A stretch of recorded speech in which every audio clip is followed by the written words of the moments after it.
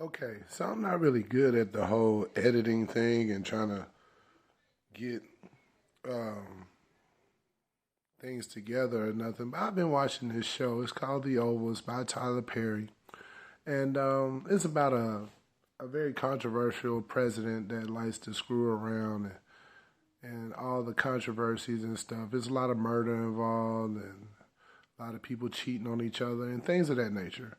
But this particular scene here kind of struck a nerve with me just because um, I feel like this is a representation of how women today perceive things, especially when it comes to relationships. Now, I'm just going to give a little pretext here. I don't want to tell the whole story or anything like that. But this is a married couple. They both work in a warehouse. Okay. This man here ended up sleeping with the first lady because his wife, who is the beautiful black lady that's losing her mind in the scene, refused to have sex with him for a very extended amount of time without giving any reason or context. It was a poor communication issue on her part. All right. Um, I know right away a lot of women would probably think, oh, it's his fault. He should learn self control, blah, blah, blah. He should try to work it out with his woman. But he did. He did. He tried to express self control. He tried to work it out with the woman, but she wouldn't communicate with him what was wrong, why he wouldn't have sex with him, things like that. So she wouldn't have sex with the first lady. And the first lady ends up rubbing it in her face and telling her about it, and she loses her head about it. This is a point where after all that has happened, this is the aftermath, and she comes in with the classic Al Green boiling hot grits and was trying to throw it on the cheating husband.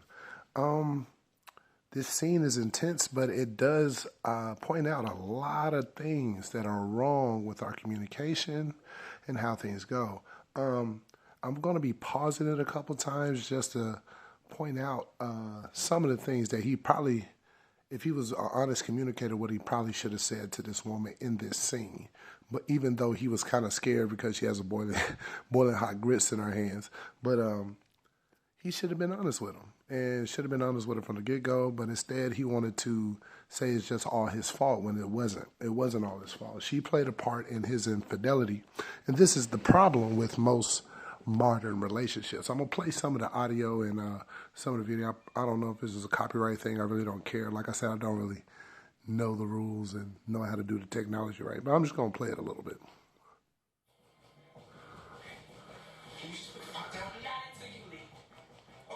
Okay. She's trying to make him leave his house. Um, they're together. They're married. Um, no way in hell you making me leave my own house. I pay bills here, bitch. There's no way that you're gonna just make me leave just because you're in your feelings. Um, he could probably just leave. In my opinion, he probably should have been left because she's a very ungrateful woman, and she only became emotional and acted like he cared. She cared after the infidelity. Prior to the infidelity, he was very dismissive of him. Didn't treat him with any respect, and didn't give him any loving as a dutiful wife should, or if you truly love someone, how you should.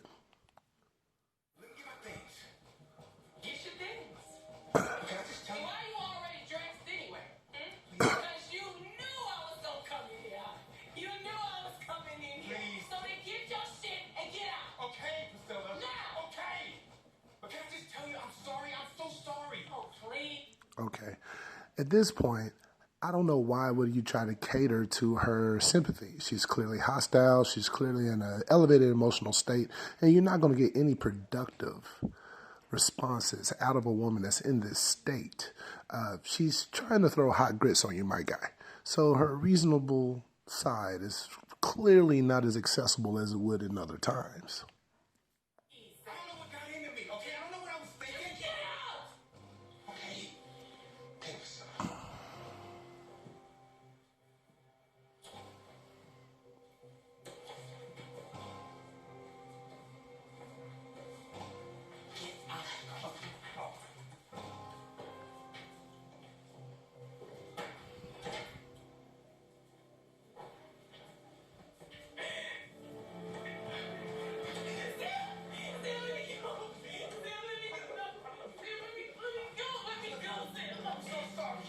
Okay, this part really makes no sense to me. He already got away, as you could probably say, and then he wants to come back and try and console the hurt wife.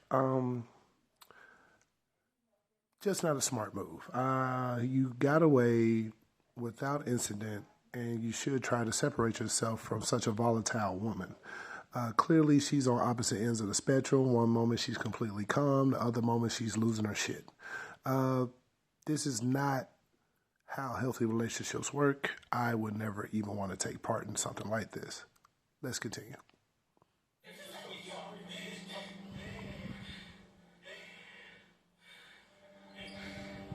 I shouldn't have hurt you. You didn't deserve that, baby. Why did you do that to me? Okay, the answer to that particular question would be the reason that he cheated on you is because you neglected him and you treated him like shit. That would have been the proper response. Instead, he's probably going to try and pile it upon himself and thinks that's taking responsibility as actions as a man when he really needs to just tell the truth. I felt denied. I felt neglected because you wouldn't give me sex and you are my wife. I love you and I care for you, but you wouldn't tell me why you wouldn't even be intimate with me. There's actually a meme that kind of reflects this when the guy is trying to have sex with the woman and she refuses and he's been like, oh, come on, it's been weeks, blah, blah, blah. And it's the same principle. It shows that there's poor communication between the two, and quite honestly, the woman is being so incredibly self-centered and selfish that she doesn't even take into consideration how the man is feeling. Right here, we're seeing a perfect depiction of where a man's feeling doesn't matter, and all that matters is how she feels. You do know. That was a dumbass response. Yes, you were. You was a bad wife. You didn't communicate with him for one. Then you refused intimacy for another. And then you continued to do so and thought it was okay to treat him that way.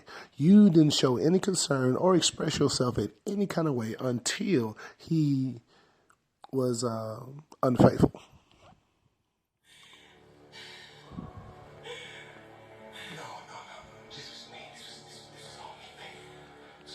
Ah, see, there it is. He piles it upon himself. It's all my fault. It's not your fault. And that you're the victim here and I am the perpetrator. When, in fact, she is the perpetrator and you only responded appropriately to her inappropriate behavior. I just want you to leave. I can't even look at you. I just need you to leave. Will you please let me out? You're still not respecting my wishes. Okay. It's not about you, Sam. That right there is another problem. It's not about you, Sam. That intense that represents the whole conversation, the whole issue, the whole dynamic of everything that is wrong with most modern relationships and the relationship that we're observing. See, for you to say it's not about you, Sam, is purely selfish. It was Sam's actions that got you acting this way. It was